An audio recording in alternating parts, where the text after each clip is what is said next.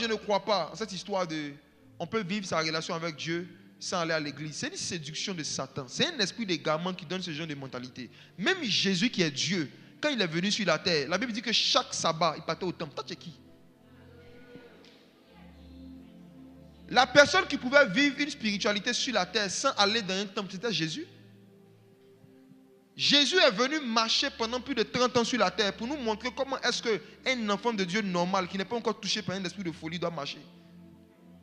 Quand la folie te prend, tu te crois plus grand que Jésus et tu ne te sens pas obligé de faire ce que Jésus a fait pour pouvoir aller au ciel. C'est une séduction. Moi, je préfère rester dans cette humilité de regarder ce que Jésus a fait. Il avait une communauté, il avait un groupe. Jésus n'avait besoin de personne. Il était Dieu, il était saint. Il n'avait besoin de personne. Mais chaque sabbat, il partait au temple. Quand il a commencé son ministère, beaucoup parmi vous, si vous étiez Jésus, vous avez beaucoup des anges avec vous. Les Michael, les Gabriel. Tu as fait quoi, Pierre? Pierre, ben, il faisait quoi même? À part couper l'oreille des gens, c'était quoi son travail? Les 12 servaient à quoi? À Jésus. Vous pensez vraiment que Jésus avait besoin d'eux? Jésus n'a pas choisi 12 personnes pour marcher avec eux parce qu'il avait besoin d'eux. C'était pour nous donner un modèle. Pour nous dire que même Dieu, quand il est sur la terre, il ne marche pas seul. Toi, tu es qui? C'est la dépression, suite parfois à des frustrations ou des expériences malheureuses que les gens ont vécues dans des communautés, qui les pousse à décider de ne plus pratiquer même ce qui est biblique. Ne laisse pas tes blessures définir ton futur. Ce n'est pas parce que tu as été blessé par des hommes que tu vas décider de blesser Dieu en transgressant ces principes. C'est un principe que d'appartenir à une communauté et de chercher à servir Dieu sur la terre. Mais quand l'amour de l'argent vient, dans tes projets, là, il n'y a aucun projet qui concerne l'église, l'évangélisation ou l'œuvre de Dieu. Pour savoir si tu es cupide, on fait un test tout de suite en 2 minutes. Supposons, à l'instant même où tu m'écoutes, ceux qui sont en ligne ou ici, tu regardes ton téléphone et tu vois un message qui dit que le président de la République a décidé de choisir au hasard un citoyen à qui il va offrir 500 millions de francs CFA. Tu as été choisi. Dès que le culte finit, appelle seulement. Tu reçois le message là. Si on t'informe que tu as 500 millions de francs CFA, là, mais on te dit qu'on te donne 3 mois pour les dépenser. 3 mois. Tu vas payer quoi? Pense. Commence à penser. Tu vas payer quoi? 500 millions de francs CFA, tu as 3 mois pour les dépenser. Tu vas payer quoi?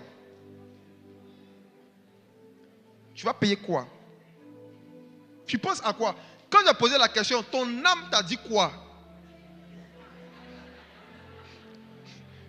Quelles sont les premières choses auxquelles tu as pensé? Quelles sont les premières choses qui te sont venues à l'idée quand j'ai dit 500 millions, tu vas faire quoi? Sois honnête. Il ne faut pas faire semblant de dire non, je vais s'aimer dans l'œuvre de Dieu. Ce n'est pas à ça que tu as pensé. Non, j'aimerais qu'on soit franc. Il y a combien parmi nous, lorsqu'ils ont entendu cette question, qu'ils ont commencé à penser, la première pensée qui leur est venue, c'est les veuves et les orphelins. Il y a combien? Quand on a dit 500 millions, il y en a qui ont vu un magasin de cheveux. Il y en a qui ont vu des voitures, des Porsche.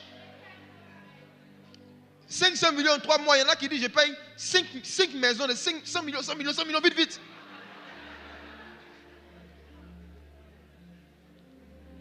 À quoi tu as pensé? En fait, la cupidité, c'est le fait d'avoir comme projet prioritaire des choses qui n'ont rien à voir avec la foi. Ça veut dire que dans tes plus grands projets de vie, la majorité de tes plus grands projets de vie te concernent toi, ton ventre, ton corps,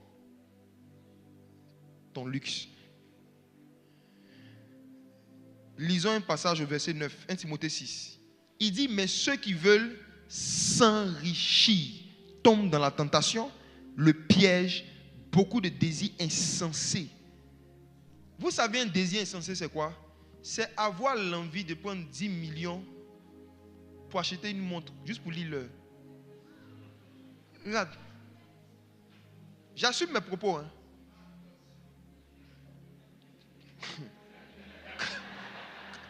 Quand la Bible parle d'un désir insensé, c'est un désir qui est contraire à la sagesse divine.